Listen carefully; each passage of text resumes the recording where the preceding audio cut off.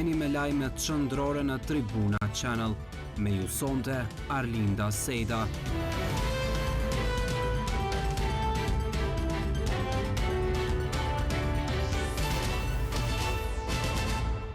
Përshëndetje të nderuar shikues, jeni me edicionin e lajmeve qendrore në Tribuna Channel.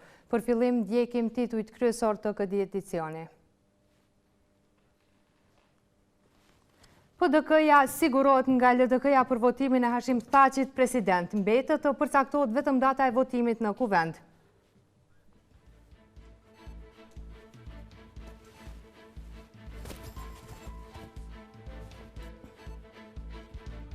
Opozita hap tendat në sheshin e kundërshtimit, e vendosur të qëndroj përjashta deri në rrëzimin e qeverisë.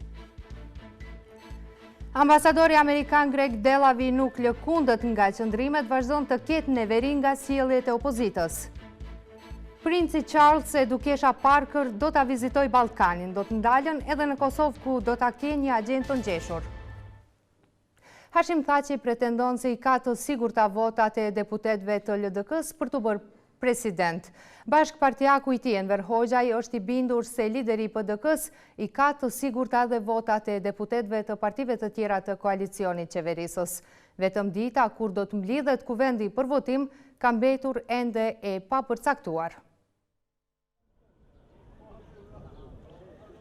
Për Partinë Demokratike të Kosovës, zgjedhja e Thaçit president është punë e kryer. Kjo parti tashmë është siguruar nga të gjithë partnerët e koalicionit, përfshirë edhe LDK-n, se do ta votojnë kreun e PDK-s për president të vendit. Të paktën kështu po pretendon nënkryetari i Partisë Demokratike të Kosovës Enver Hoxhaj. Ky i fundit thotë se kreu i PDK-s Hashim Thaçi ka biseduar disa herë me kreun e LDK-s Isa Mustafa dhe ka marrë një garancion dhe për këtë nuk ka asnjë mëdyshje. Madje ai thotë se përveç votave është siguruar edhe pjesëmarrja e nevojshme e deputetëve në seancën kur do të zgjidhet presidenti i vendit. Deri më tash ne kemi mbërritur që të koordinohemi me partnerët e koalicionit dhe procesi i zgjedhjes së presidentit do të jetë i pandalshëm. Deputetët e cilët do të duhet të votojnë do të jenë të gatshëm ta bëjnë një gjë të tillë, me që ka një marrëveshje mes partnerëve të koalicionit dhe ka qartësi të plotë politike, procedurale, por edhe ligjore për një proces të tillë. I pyetur nëse kjo seancë do të mbahet në këtë muaj ose në javën e parë të muajit mars, Hoxhaj thotë se këtë gjë mund ta di vetëm kryetari i kuvendit dhe kryesia në përputhje me nënshkrimet e deputetëve që dorëzohen për mbajtjen e ndonjë seance të veçantë. E nga ana tjetër, njëri nga themeluesit e Lidhjes Demokratike të Kosovës, Milazim Krasniqi, thotë se LDK në bazë të kësaj marrëveshje e ka marrë postin e kryeministrit dhe qeverisë më vendin. Dhe nëse për çfarë do arsye për paaftësinë e saj nuk arrin të menaxhojë deputetët e saj dhe dështon zgjedhja e presidentit, atëherë vendi shkon në zgjedhje dhe LDK humb postin e kryeministrit dhe kjo sipas tij do t'i sillte më së shumti dëm LDK-s. Politika bazohet në marrëveshje dhe në parime dhe po të jetë ashtu, atëherë sigurisht që edhe LDK-ja duhet ta mbledh veten dhe të tregoj nivelin e duhur të përgjegjësisë për të zbatuar marrëveshjen dhe parimet me të cilat është ndërtuar ajo marrëveshje. Në këtë rast, pra, nëse ka probleme me deputetet e LDK-s, rezulton që ajo parti nuk ka kapacitetet për të menaxhuar veten edhe politikat e veta. Përndryshe me që kjo është një marrëveshje, do duhet pritej që deputetet e koalicionit qeverisës të jenë të gjithë unik dhe të zbatojnë vendimet e partive të tyre. Mediat kanë raportuar se të njëjtën ose të premten e kësaj jave pritet të mbahet seanca në të cilën do të vendoset për presidentin e ardhshëm të vendit. Ndërkohë, kryesia e Partisë Demokratike është mbledhur në orët e para të mbrëmjes për të diskutuar rreth çështjes së zgjedhjes së presidentit. Kryetari i kësaj partie, Hashim Thaçi, shpreson se këtë javë do të zgjidhet presidenti i vendit. Sipas tij, për këtë vendos kryesia e kuvendit. Ai ka folur edhe për vendosjen e tendave në shesh nga partitë opozitare. Ta ndjekim storjen në vazhdim. Kryetari i Partisë Demokratike të Kosovës, njëherë është zëvendës kryeministër Hashim Thaçi, ka thënë se është kryesia e kuvendit ajo që vendos për datën e zgjedhjes së presidentit. Megjithatë, Thaçi shpreson se kjo do të ndodhë gjatë kësaj jave. Këto komente Thaçi bëri pas mbledhjes së grupit parlamentar të PDK-s në selinë e kësaj partie. Kryesia e kuvendit do të vendosë në të ardhmen shumë të afërt, kështu që unë shpresoj që kjo çështje do të përmbyllet në momentin që kryesia e kuvendit të shpallë datën dhe orën. Unë shpresoj që po. Sa i përket mbajtjes së mbledhjes, Thaçi deklaroi se kanë biseduar për hapat e metutjeshëm të zhvillimeve politike në partinë e tij. Ai foli edhe për vendosjen e tendave nga opozita në shesh, duke thënë se Kosova është vend demokratik dhe njerëzit mund të festojnë edhe të protestojnë. Është një vend i lirë, është një vend sovran, i respektimit e rregullave, standardeve, prandaj për këtë kemi fituar edhe luftën, kemi shtruar vendin, kemi ndërtuar një rend demokratik që njerëzit edhe mund të protestojnë, por edhe mund të festojnë, po kësaj radhe festa do jetë më e fuqishme. Kohët e fundit pothuajse të gjitha partitë më të mëdha politike në vend i kanë shpeshtuar takimet me strukturat e tyre, e sidomos partitë që janë në pushtet. Kjo për faktin se po afrohet koha kur duhet të zgjidhet presidenti i vendit. Në të kundërtën, vendi do të shkojë në zgjedhjet e parakohshme. Kurse partitë opozitare janë të vendosura që ta pengojnë çdo tentim të opozitës për ta qeverisur me tutje vendin. E derisa partnerët e koalicionit po përgatiten për ditën e zgjedhjes së presidentit, partitë opozitare kanë vendosur të dalin në sheshin e Prishtinës me shator dhe tenda. Aktivistët opozitar janë të vendosur të qëndrojnë përjashta deri në largimin e kësaj qeverie. Natën e parë në shesh ka vendosur ta kalojë Albin Kurti. Një numër i madh i tendave dhe 3 shator të mëdhej janë vendosur në sheshin Skënderbej dhe Ibrahim Rugova, gjithsesi para kuvendit të qeverisë si formë e re e protestes opozitare. Krerët opozitare janë shprehur se vendi po hyn në një etapë të re dhe se kjo formë e protestimit do të jetë e vazhdueshme deri në largimin e qeverisë, Mustafa Thaçi. Pra nga sot fillon një etapë e re e kundërshtimit të vazhdueshëm të përhershëm këtu në shesh.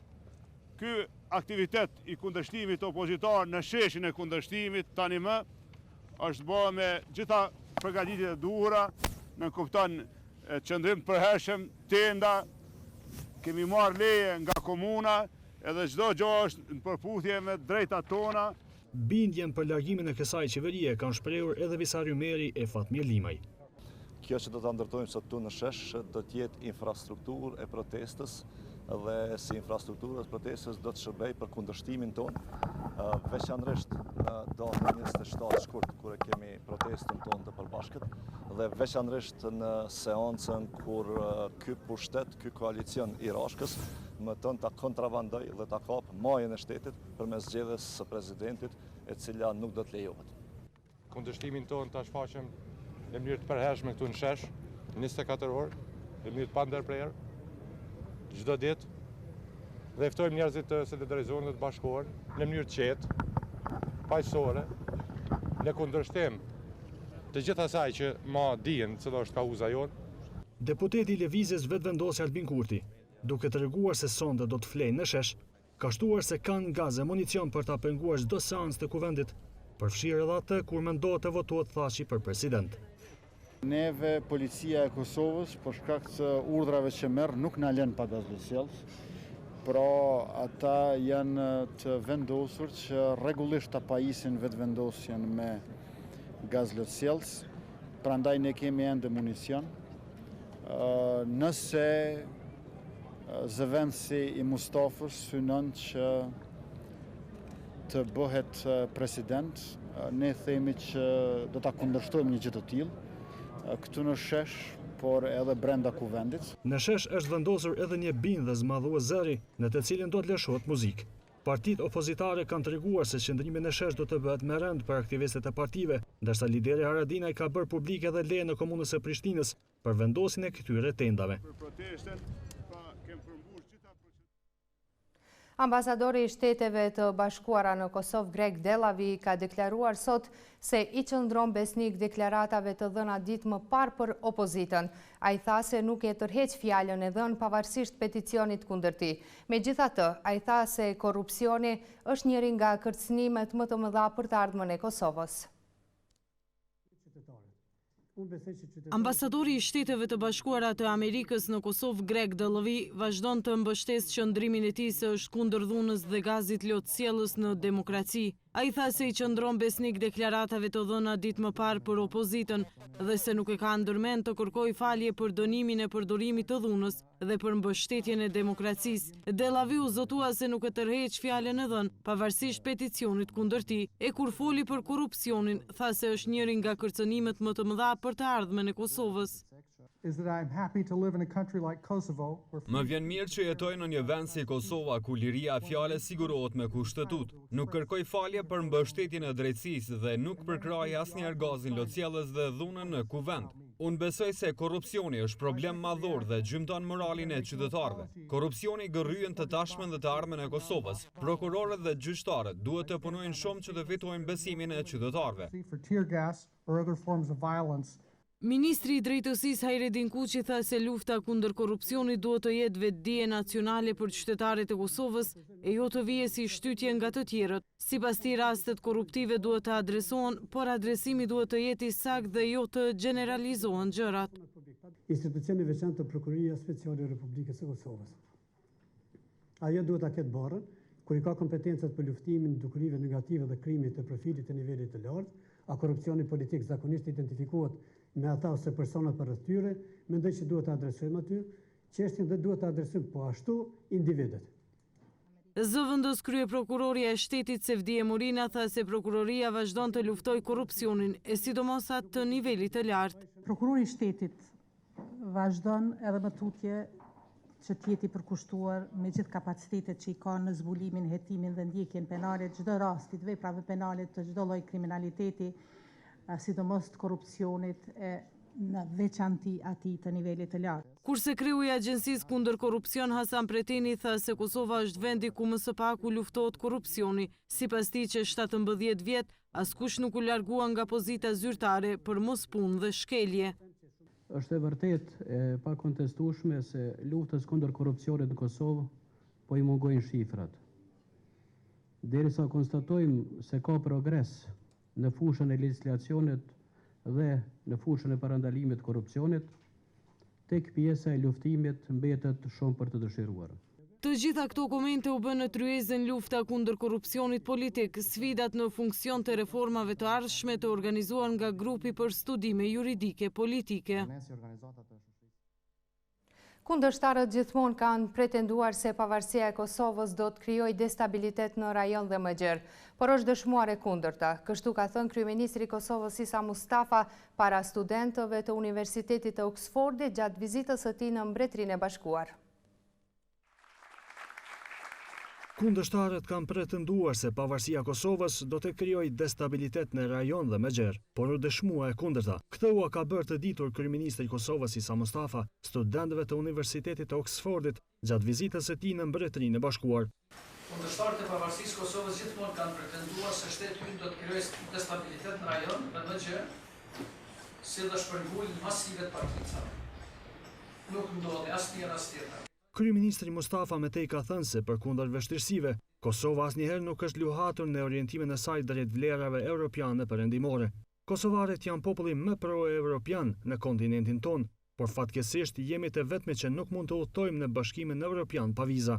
Ne kemi plotësuar tërëfishën e kriterëve që i kanë plotësuar më parë fqinjet tanë dhe tani po presim një rekomandim pozitiv nga Bashkimi Evropian për futjen e Kosovës në zonën e bardhë Schengen, shtoi Metej kryeministri.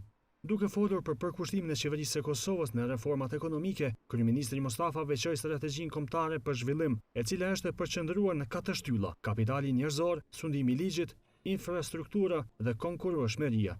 Lidhur me proceset integruese evropiane, kryeministri Isa Mustafa tha se qeveria e Kosovës zotohet se do të jetë partner i denj i Bashkimit Evropian për zbatimin e të gjitha marrëveshjeve, duke përfshirë edhe Mesan. Lidhur me proceset integruese evropiane, kryeministri i Kosovës Isa Mustafa tha se qeveria e Kosovës do të jetë një partner i denj i Bashkimit Evropian për zbatimin e të gjitha marrëveshjeve, duke përfshirë edhe Mesan.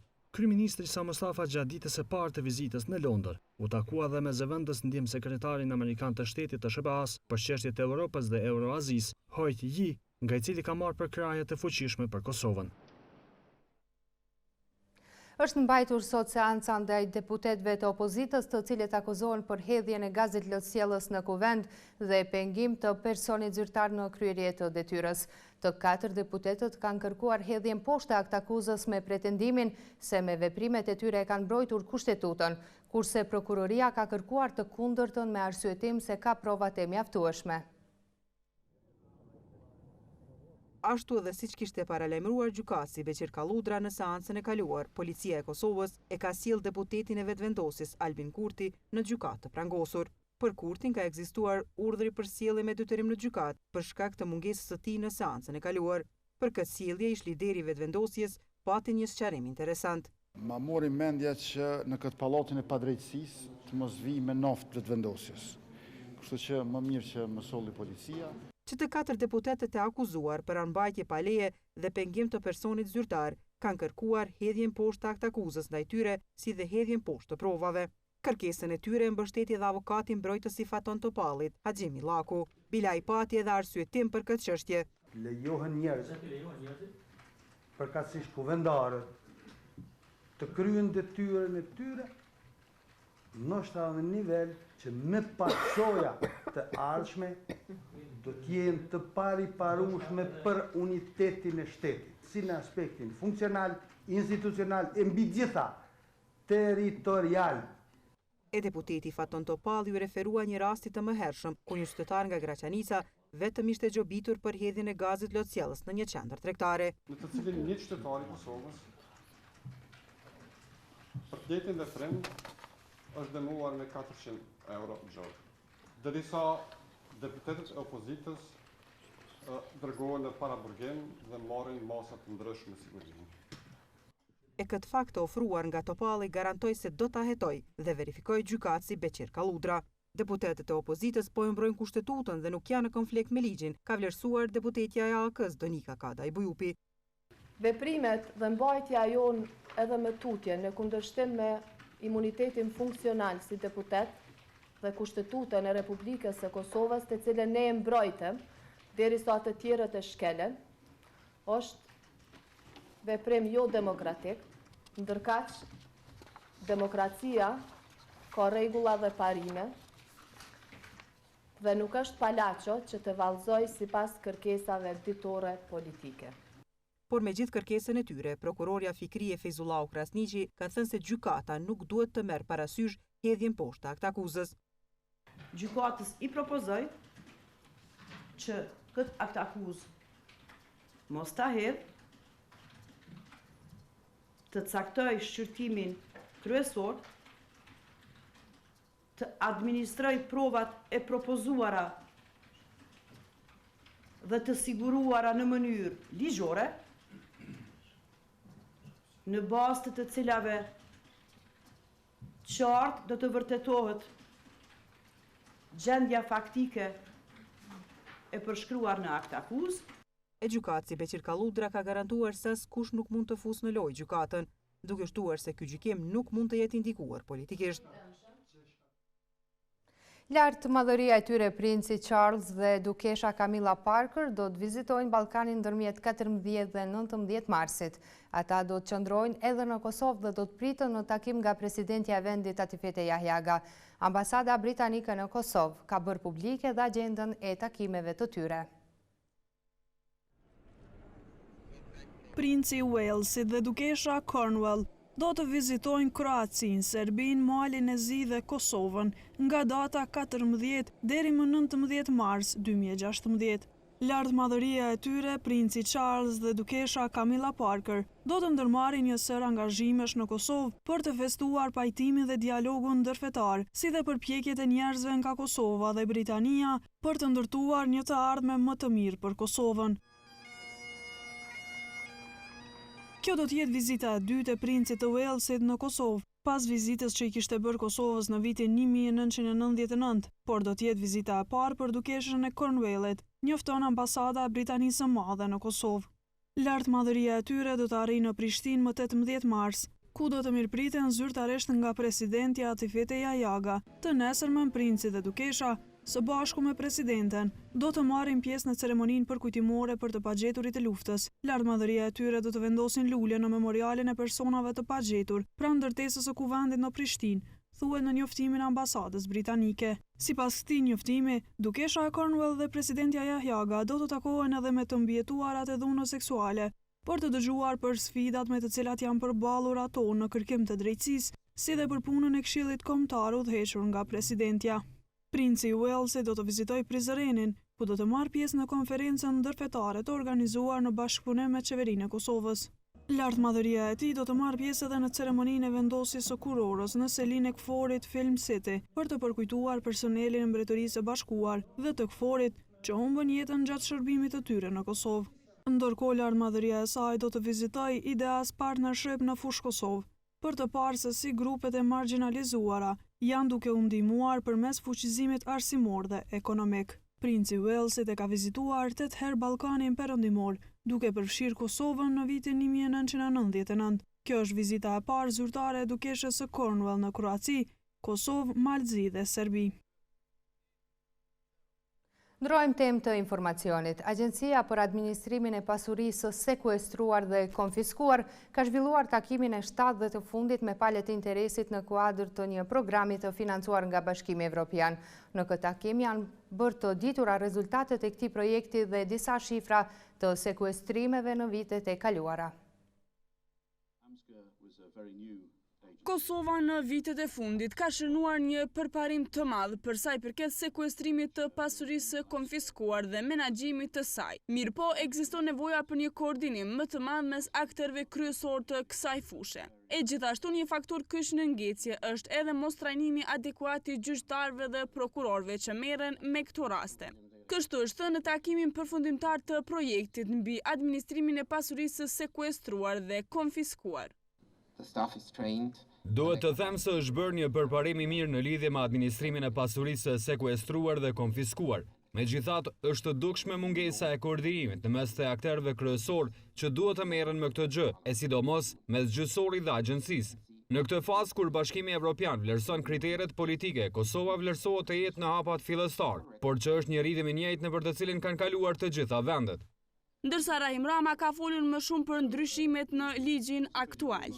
Ekspertët e projektit së bashku me agjencinë kanë parë të nevojshëm ndryshimin e ligjit, paraprakisht është bërë një analizë ligjore, fushës e konfiskimit dhe sekuestrimit në Kosovë, dhe së bashku me ekspertët e projektit kemi marrë në përfundim se ligji duhet të ndryshojë sepse ka pas mangësi dhe ka pas probleme në zbatimin e tij, për shkak se të gjithë ndimë se kanë një fuqi Kodi i procedurës penale dhe kodi penal. E përfaqësues të këtij projekti kanë deklaruar se shifrat e vogla të sekuestrimit të pasurisë nuk janë faji i agjencisë, por gjithashtu i gjyqësorit. Sekuestrimi është në shifra të vogla përkundër rritjes që ka shënuar krahasuar me vite të tjera, mirëpo ky nuk është faji i agjencisë. Administrimi i tyre ka ngecur te puna e gjyqësorit. Na është dashur të shkojmë në gjykata për të parë se si po trajtohen këto lëndë dhe kemi vërejtur që ka mungesë të trajnimeve për gjyqtarët. Në këtë takim janë diskutuar edhe shifrat e konfiskimeve dhe sekuestrimeve të viteve paraprake, ndërkaq që është vlerësuar se një hap i domosdoshëm funksionimi i ligjit antimafia.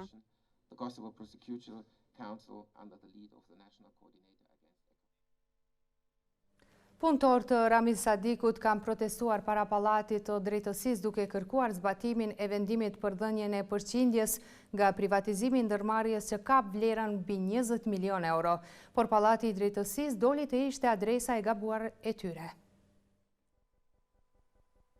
Jam syn pallatit të drejtësisë në Këmbë për të protestuar. Janë ish pjesëtar të ndërmarrjes Ramiz Sadiku, e para pallatit ata u pritën nga kolegët e tyre, të cilët kishin ardhur paraprakisht. Kërkesë të përbashkët kishin zbatimin e vendimit për dhënien e 20% nga Agjencia Kosovare e Privatizimit, pasi ndërmarrja Ramiz Sadiku u privatizua. Kjo ka mbetë vetëm në gjykatën supreme, notën e avokatëve. Ata me desh me shpejtue, me lëshue vendimin, kjo realizohet me një. Me vete kishin edhe një vendim të gjykatës të vitit 2014, sipas të cilit duhet t'u pagueshin rreth 20 milion euro nga shitja e ndërmarrjes mbi 500 punëtorëve. Me këta gjyqtarë që na kanë dhënë shumë vendimet, pse s'po na japin se nuk dina asken, që vendimi. Por dikush nga punëtorët e di se kush po i bllokon parat që nuk po jep AKP-ja. E din edhe ministri i jashtëm thotë që e din mirë ku janë ato pore, po aty ne tamina që mas gjitha mendime tona, po jo vjen kamota. Por pallati i drejtësisë doli të ishte adresa e gabuar e tyre, edhe pse kështu ishin udhëzuar nga zyrtarët të AKP-s. E gjatë së martës nga AKP punëtorët kanë marrur një premtim që deri në fund të muajit mars do të marrin paratë që u takojnë. por së pari ata duhet të parashtrojnë një kërkesë në AKP për të vërtetuar dhe njëherë përvoja e tyre e punës, në mënyrë që të marrin vendim nga AKP, ku thuhet se ata ishin punëtor të ndërmarrjes Ramiz Sadiku.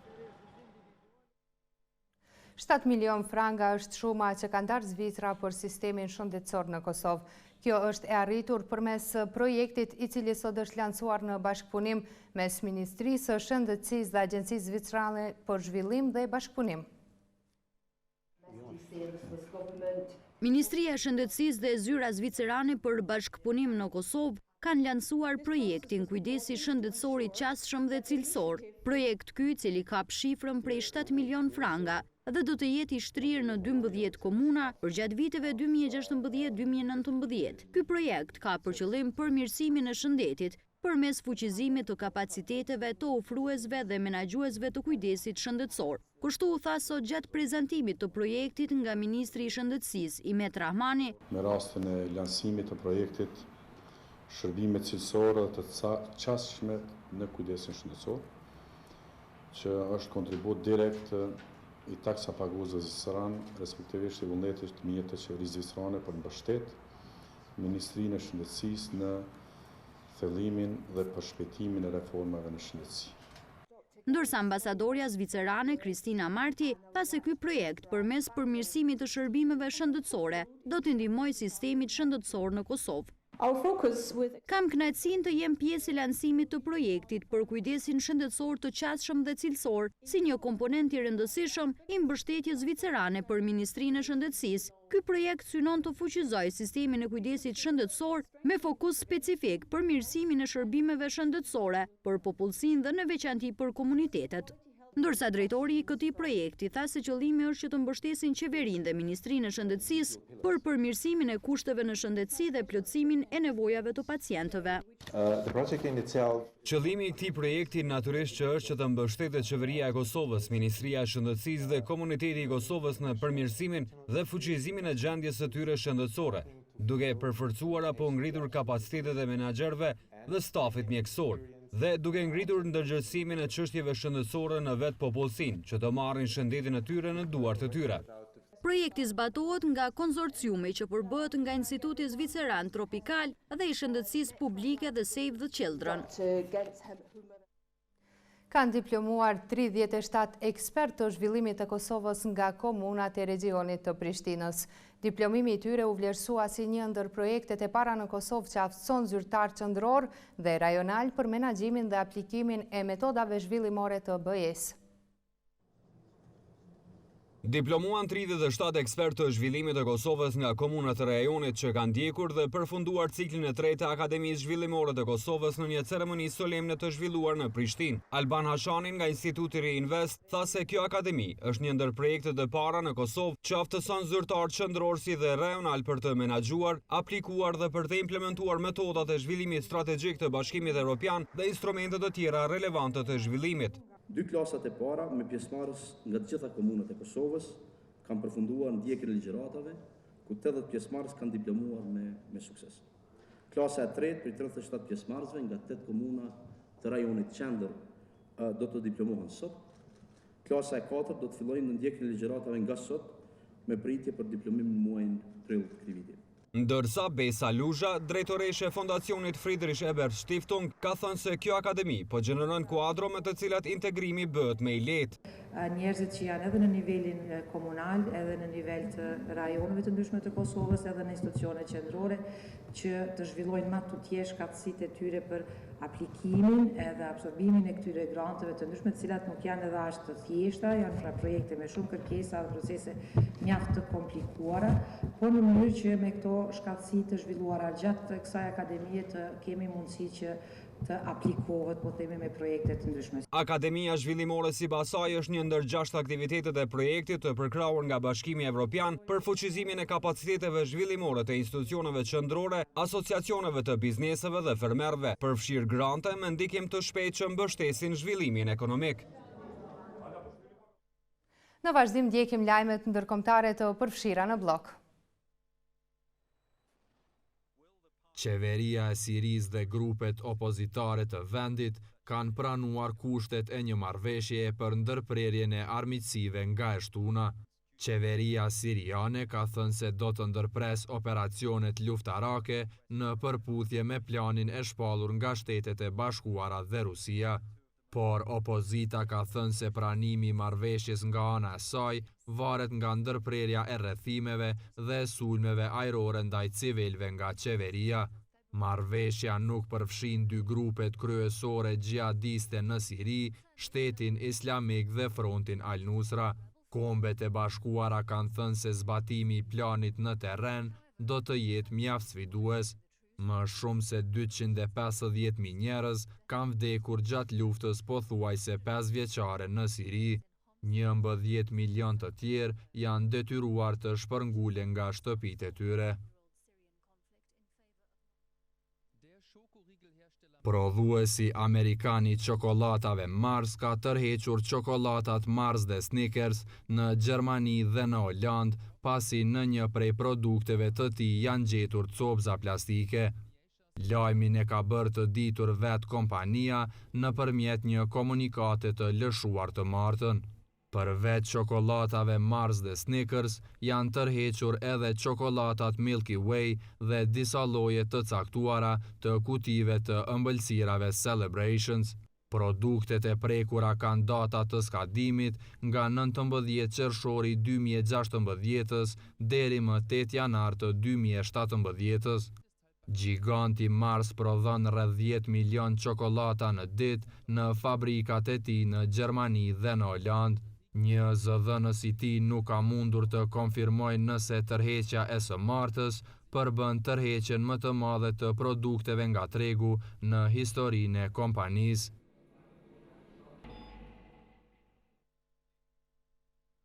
Kemi arritur në fund të këtij edicioni informativ. Para se të ndajemi, ju njoftojmë se sonte në emisionin politik që drejtohet nga Sejdi Demiri, mund të ndiqni intervistën me zëdhënësin njëherësh ministër i punës dhe mirëqenie sociale Arban Abrashi. Për më shumë informacione, vizitojeni webfaqen gazetatribuna.com. Faleminderit për vëmendjen tuaj, natën e mirë.